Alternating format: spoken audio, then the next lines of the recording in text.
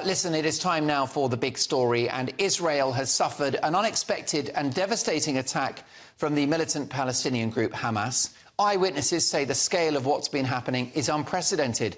Hamas breached the wire that separates Gaza from Israel in multiple places in the most serious cross-border attack Israel has faced in more than a generation. At least 100 people in Israel have been confirmed as killed, with hundreds of others being treated in hospitals. Meanwhile, nearly 200 people have been killed in retaliatory Israeli strikes in the Gaza Strip.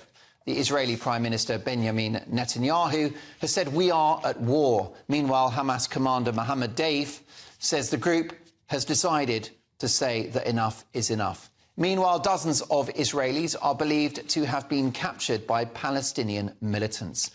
Well, let's head straight to Israel now. Let's get reaction from journalist Emily Schrader, correspondent India Naftali, and journalist Hananya Naftali. And can I start with you, India? What's the latest from where you are? Well, just a few minutes ago, there were several rocket barrages coming into Tel Aviv. So I think all of us here in the interview were running into the shelters, families. The rocket barrages have since stopped, but the operations down in the south still continue. Yes, and Hananya, it seems that the security forces did not expect this attack in any way. It was very much a surprise. Unfortunately, I have to agree with you, but I think that the core of the story here is that, we Israelis and British people have one thing in common, and is that we love life. And for us here in Israel, being 20-year-olds, 30-year-olds, thinking that there were people, our age, that were kidnapped, and there are now hostages inside the Gaza Strip, people that were murdered only because they are Jews living in Israel. And that's something that really breaks our hearts here in Israel, on top of having to run to the bomb shelter. But I think that I would conclude this and say that the Israeli resilience is strong, and we do see unity here among all these things that we are witnessing.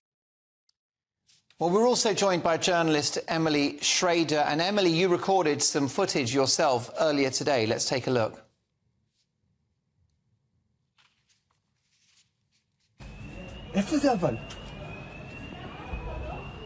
Oh my God. Where is it? Wow, it's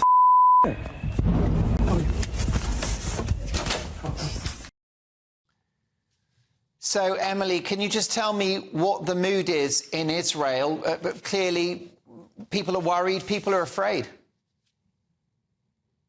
Well, of course. I mean, I think this is probably one of the darkest days in all of Israel's history. So the mood is pretty dismal, understandably so. This footage that you showed was actually less than a block from my house.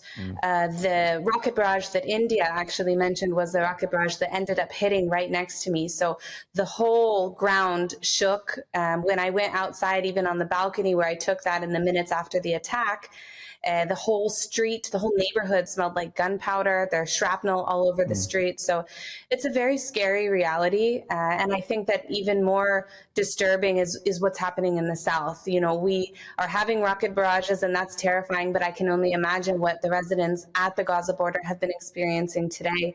And you mentioned that the casualties are 100. It's actually now been confirmed that it's over 250 and over 1,500 injuries. So it will probably be updated further, unfortunately. So we're dealing with a really, really tragic and devastating situation. But as Hananya said, I do think that the people of Israel, from right to left, in situations like this, we are completely united, including the Arab Israelis, including Jewish Israelis, religious, non-religious. And this is a time for us to come together and take a united stand together with allies like the UK against terrorist organizations like Hamas. And I also have to add one more thing that's very important.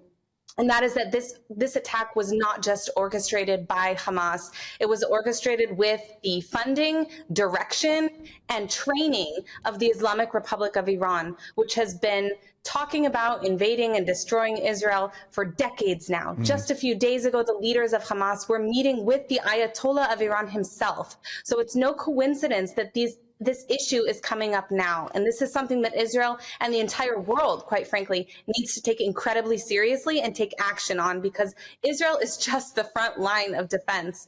And the Islamic Republic of Iran has been very clear about what their agenda is when it comes to Europe and when it comes to the United States as well. Indeed, of course, we can't confirm that link to Iran, but that is something that many have speculated may well be the case. India, your reaction to the Prime Minister Benjamin Netanyahu saying this is war, is he right?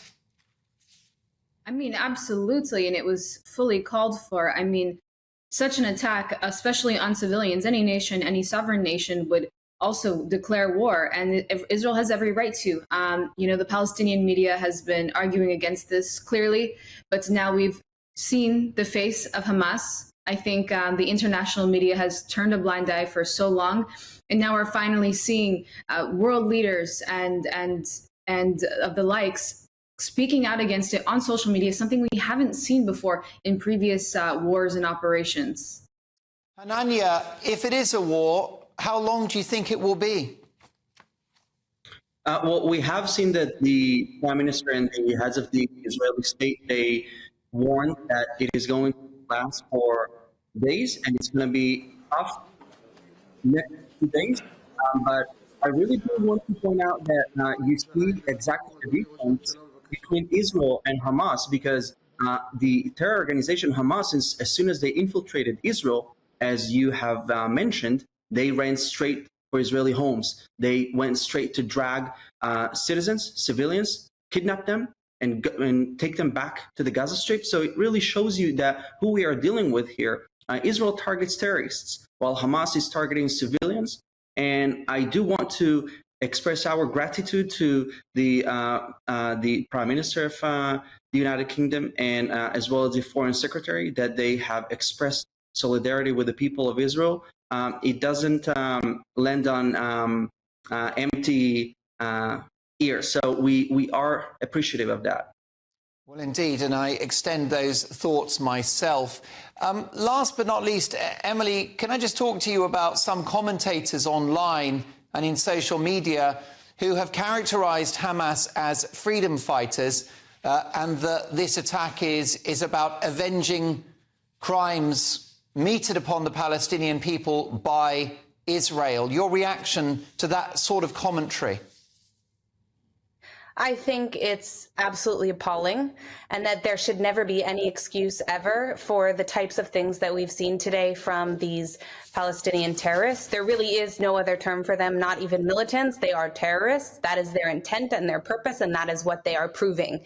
Not only, Hananya is completely correct in his assessment, not only were they targeting civilians, but if you looked at the Palestinian, the Arabic Palestinian social media channels, what they were uploading wasn't targeting military bases or carrying out effective strategic military operations in order to overtake territory.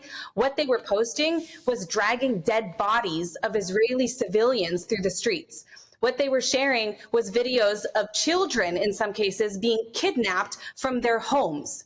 That is not an organization that seeks to create an effective or a functioning state. That is a terrorist organization that seeks nothing other than destruction. And quite frankly, they're bringing destruction upon their own people as well. Hamas bears full responsibility for every single casualty on the Israeli side and on the Palestinian side as well, because there is no reason whatsoever that the Palestinian people should be in this situation either. And that is because of Hamas and, of course, their ties to the Iranian regime. Devastating and tragic scenes in Israel. My thanks to Emily Schrader, India Naftali and Hananya Naftali.